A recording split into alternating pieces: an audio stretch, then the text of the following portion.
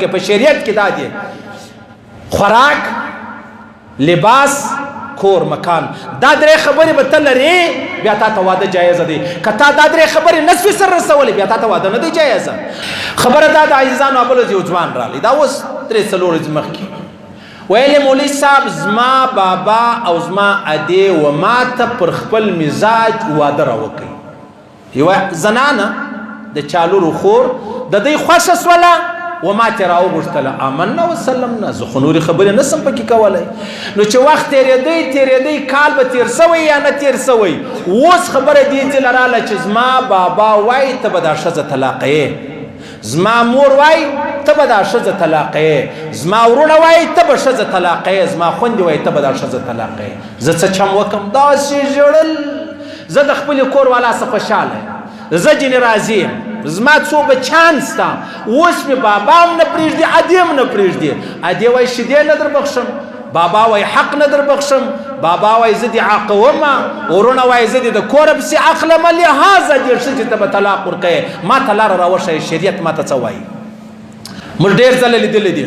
یوه زنانه په خپل کور کې خودکشي وکړي ولې دې وکړله زما د خاوند د ورونو د وجې مې وکړله ولې دې وکړله زما د خاوند د خوندو د وجې مې وکړه ولې زما د خواښې او د خسر د وجې نو چې دومره لوی مشکل مابین له راولې بیا ولې دغه نه کوي چې راولاړ سي بیش ورکړي بیش بده خبره ده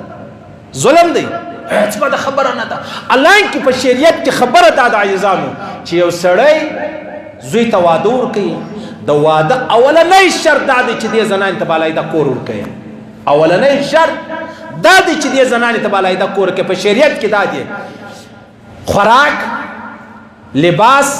کور مکان دا درې خبرې به ته لرې بیا تا ته واده جایز دی که تا دا درې خبرې نصف سر رسولې بیا تا ته واده نه دی جایز نو ته راولاړ شو په ګډ کور کې دی دا خپله کور والا واستوله که استېدله ګزاره یې کوله خو ډېره ښه خبره ده الله دې ژوند ورکړي خوشحاله دې الله لري که نه کېدله بیا پر تا باندې اولنی حق دا دی ته به ښځې ته ځای ورجلا کوې اولنی حق دا دی نو دلته ستا په کور کې چې دا کوم نژور د هغه هم ستا مزدوره نه ده هغه هم ستا مزدوره نه ده دغه ځوان راته ویلې مولوي صاحب چې کور ته راسم کله مې پلار کور والا وهلي کله زما ورونو وهلي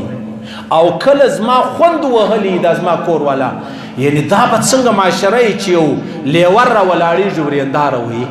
دا به څنګه معاشره یي خو سر راولاړېږي خپله نژور وي دا ژوند دی دا خو د سپی ژوند دی دا ډېر د بېعزتۍ ژوند دی نو لهذا بچی ودې ته مه مجبوره کوه چې هغه څه وکړي هغه خودکشي وکړي ودې ته مه مجبوره کوه چې هغه په نیمه شپه د کوره وغورځي ودې ته مه مجبوره کوه چې ستا زوی راولاړ سي سبا یې پر پنکه ځان نظړولی دی ودې ته مه مجبوره کوه چې زوی راولاړ سي سبا زار وخوري خپل ځان مړ کړي چې یاره زما د مورو پلارو د ورونو خوندو سره زما ژوند چې دی هغه نه تېرېدی صحیح سلو ډېر کوشش په دې وکړئ عزیزانو چې خوشحاله کورونه دي الله دې تر قیامت ته خوشحاله لري تر قیامت ته خو لیکن دا جوینټ فیملی چې کومه بلل کېږي ګډ کور چې کوم بلل کېږي د دې واحد علاج چې دی هغه بیش دی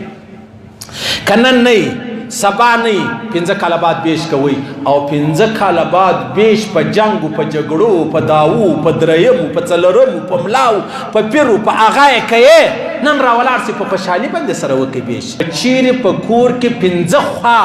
د طلاق ولې او زنانه یوه وله په هېڅ یو کور کې به بیا دا صفات نشته چې هلته طلاق نه وي راغلی ځکه خامخا په 5 کې به یو ناراضه یې نو ته د هغه وجې طلاق ورکوې په کورو کې دا رقم شته چې 5 سره جن راځي د کور والا څه نسته نو چې نسته زموږ دوی کورونه د طلاق ډکېږي لهذا د طلاق د بچاو ترتیب دا دی چې واحده لاره چې د هغه بیش دی بیش وکړئ په خندا او په خوشحالي بیا و مشکل نه وي صحیح سلو